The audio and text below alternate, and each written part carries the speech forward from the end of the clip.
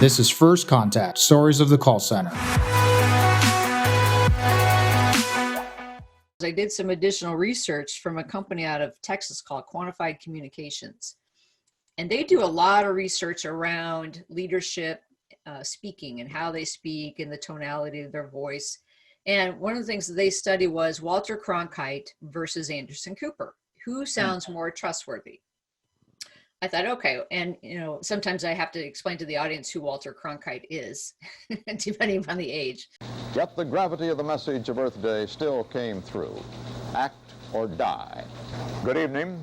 A unique day in American history is ending, a day set aside for a nationwide outpouring of mankind seeking its own survival. Earth Day. But what they found was that they had differences in their harmonic tonality, so they actually scientifically measured it. But the one thing they measured, which to me every single person could probably do, a flip of a coin, is he said that Walter Cronkite sounded more trustworthy, not because of just the tonality of his voice, but because he spoke slower.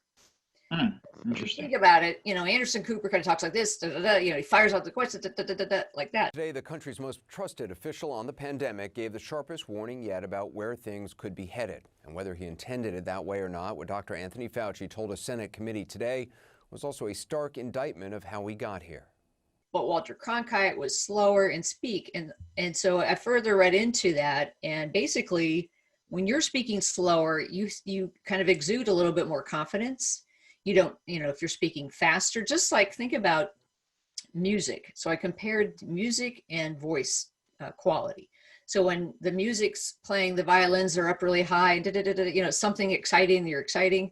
But if you're playing a cello or something that's lower, it's maybe a slower, more serious scenario going on. So just like music, think about how our voices, when we speak in a higher tone, we're at an excited level of our voice and our emotional state. If we're speaking in a lower tone, we're speaking in a more calm, confident, more serious state.